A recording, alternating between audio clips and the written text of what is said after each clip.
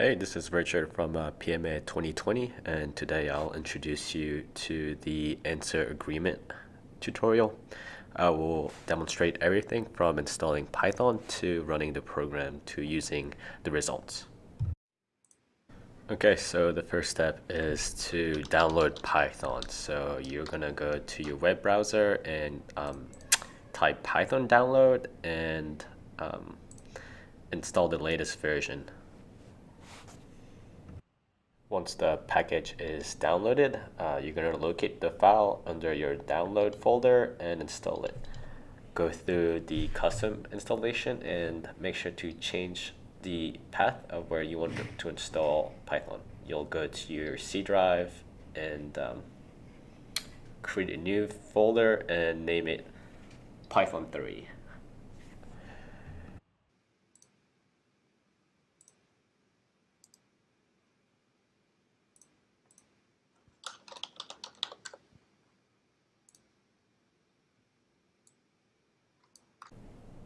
Please copy that path. In this case, it was C drive and then Python folder. We will need that when setting up our system variables. So now we'll just wait a couple minutes for the setup to finish. The next step is to set up your environment variables. So you'll right-click on this PC, go to Properties, go to Advanced System Settings. Under the Advanced tab, click on Environment Variables, and here you'll want to create a new system variable, and the variable name will be Python3 underscore home, and the variable value would be the path of where you just installed your Python 3. So in this case, it is C drive and then the Python folder. Next, you'll want to click on Path, and you'll want to edit. From there, you'll want to create two new variables. The first one is percentage, Python3 underscore home percentage.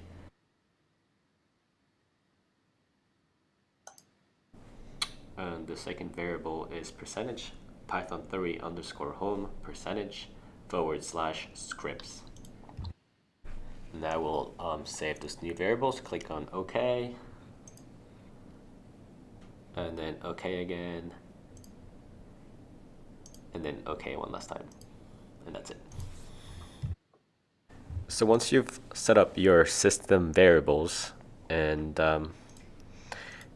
that Python 3 is now done installing, you can open your command prompt and type Python. And from there, you should be able to see that it was successfully installed. The final step of the Python installation is to navigate to where you installed your Python. So in this case, it is the C drive and then the Python folder. And then you'll want to copy and paste your python.exe file and rename the copy Python 3.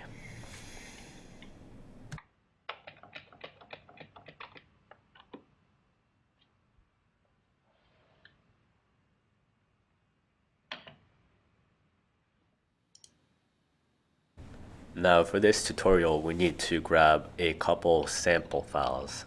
So you'll navigate to the following link that I've also added to the description of this video. And it'll redirect you to a Dropbox folder that you can directly download to your computer. Once you've downloaded the file, it would be in a compressed format, so you'll want to extract all to unzip all the files.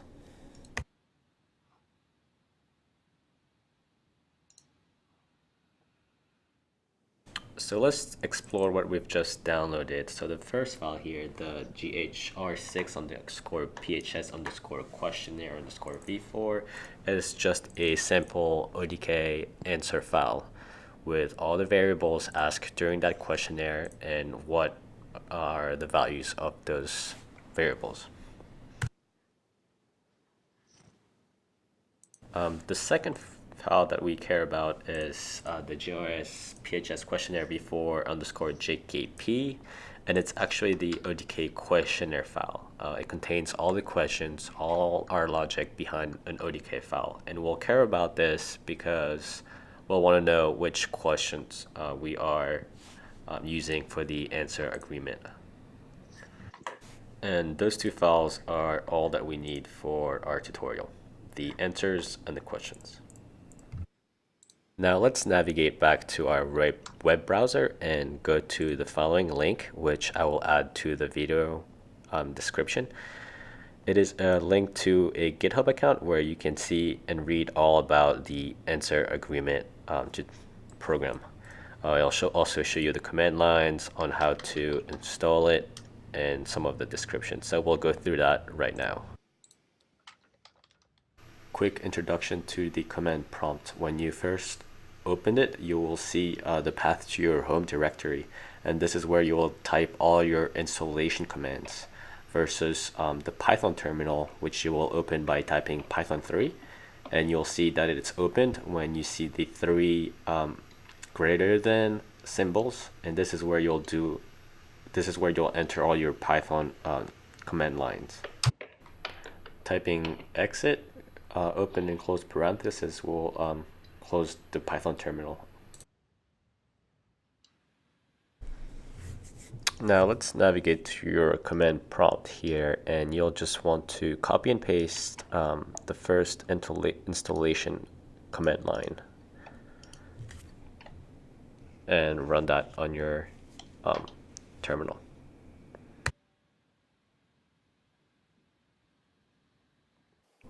Now that it's running, it should take a couple minutes to run.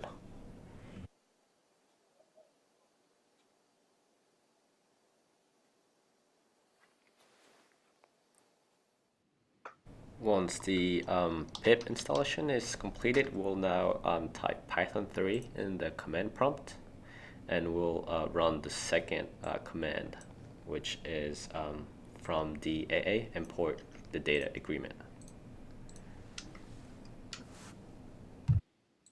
The next step is the most important one, and it is where you need to import all your questions and answers. So you'll want to copy and paste the command, the dataset agreement from file in ODK, and then navigate to where you saved that downloaded file from the Dropbox.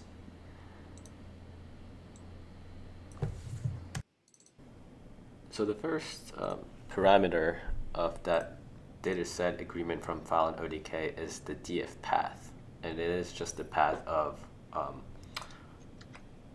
the file with all your answers. So in this case, it'd be C user Richard Nguyen 5 /document /2017 1014 / with the name of the file, which here is the GHR6 _ PHC _ questionnaire _ v4.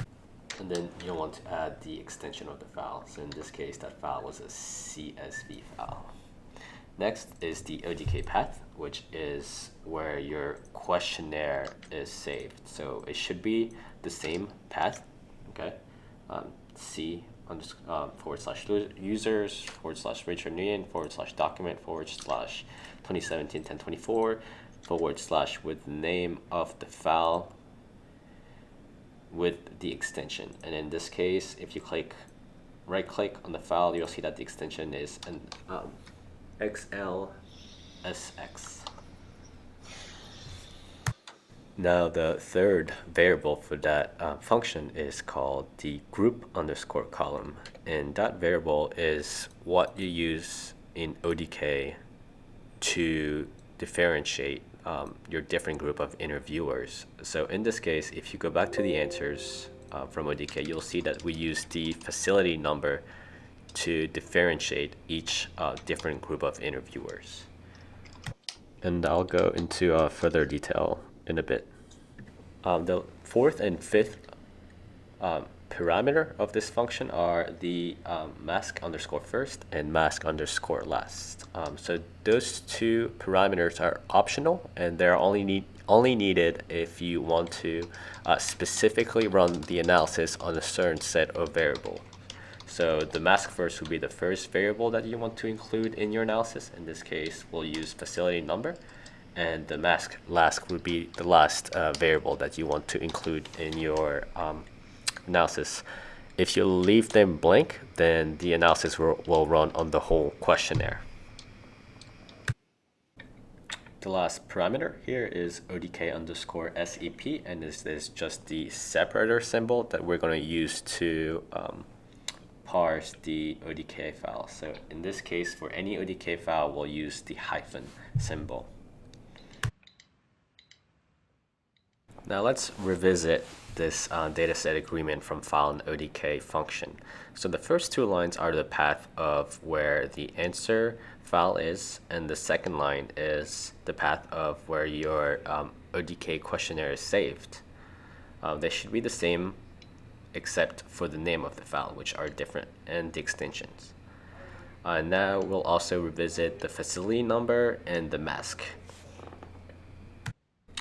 Now, the third parameter, which was originally column group underscore column, is now facility underscore number, because if you open your simple ODK answer file, you'll see that we use the facility underscore number as a unique variable to differentiate our different group of interviewers.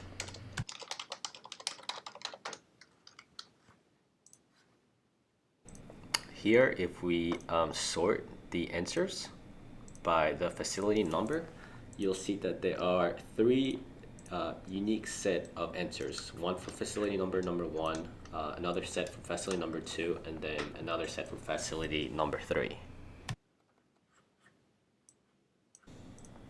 Now with the mask first, remember that's the first variable that you want to include in your analysis. We've chosen facility number, and then your last mask, for example, we've chosen photo underscore permission. So in this specific case, we'll analyze everything that's in between the first mask, in this case facility underscore number, and the last mask. And here it is photo underscore permission. So all those variables that you see right now will be included in our analysis. So now you'll want to copy and paste exactly your function, and we'll assign it to a variable called dataset underscore sample, and you'll just copy and paste your function. And here I made a mistake because you're supposed to duplicate each /. So you will do a quick find and replace with a forward dash, and we'll replace it with 2 forward dashes. And then again, we'll copy and paste into the command prompt and assign it to that dataset underscore sample variable. Now we can check that the upload was successful by calling the variable, and you'll see that they are indeed 3 different group underscore count for the 3 different facilities that we had in our answer file. Now we can run some built-in functions on our variable. One of them is the .print underscore summary, parenthesis, open and close, and it'll tell you the results. In this case, for group number 1, which is the facility number 1, we see that the point of comparison, we compared 162 variables, and that the total agreement was 0.85%. And then it'll run the same results for the second and third group. And other built-in function is the dot group underscore IDs, and it'll tell you your group ID values. So in this case, the facility number, and it was 1, 2, and 3. And you can see all our built-in function under the GitHub repository under the aa.py file. Now let's specifically look into the group 1 results. And because all your answers are stored in a Python array, the first item of that array is number 0. So we'll call it data sample brackets 0, and we'll save that under a new variable called gr1. Now that we have the gr1 variable with all the answers from the first group, we can run the agreement underscore results built-in function on this variable, and it'll show you all the results from the answer agreement analysis. So now that you can see the output of that built-in function, it's not easily readable on the command prompt. So let's assign the results to a variable.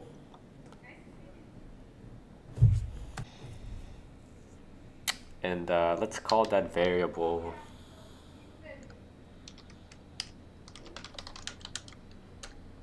r1 underscore results, and we'll assign the results to that variable.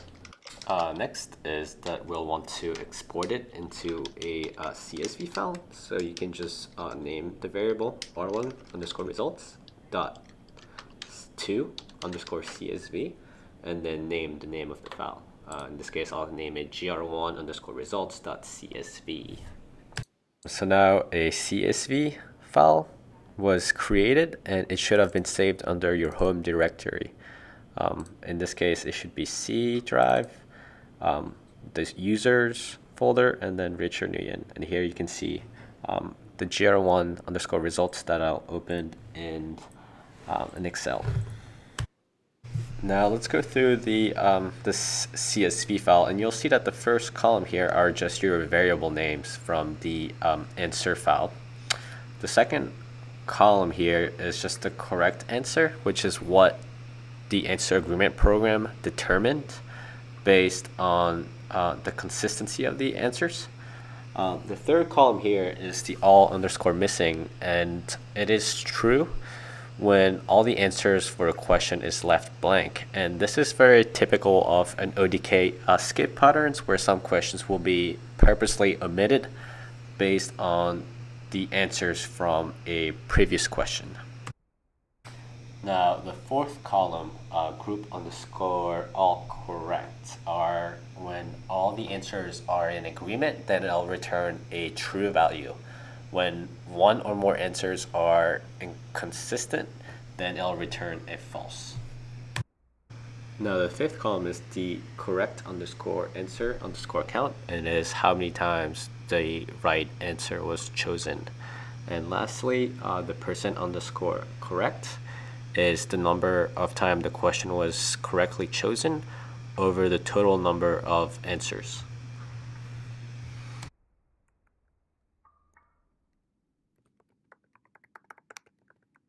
Another use case is, for example, when you would only like to see the variables with some level of disagreement. And in this case, you can call the built-in function disagreement underscore data frame. And here we'll call that function on the gr1 variable we previously created. From there, we can export it into a CSV file so we can easily look into it.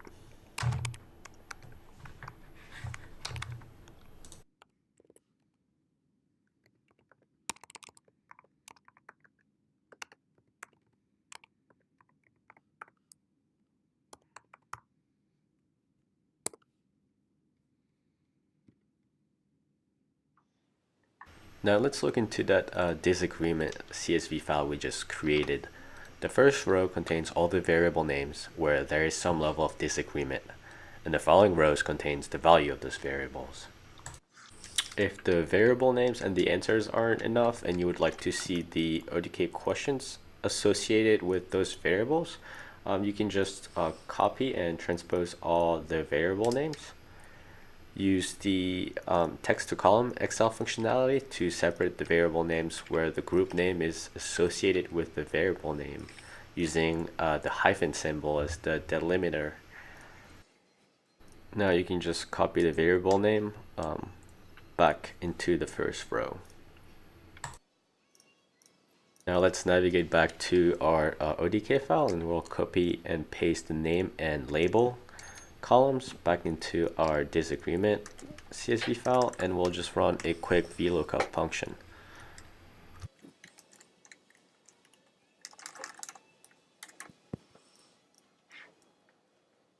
Now that you have the questions, the variable names, and then the actual values, you can quickly analyze the CSV file and see if the error was created due to a manual entry error, or if it's an actual confusion where the answers didn't match. So this concludes the answer agreement tutorial. I hope you'll be able to start using this program as soon as possible, and feel free to email me with any questions. My email address will be included in the description of this video.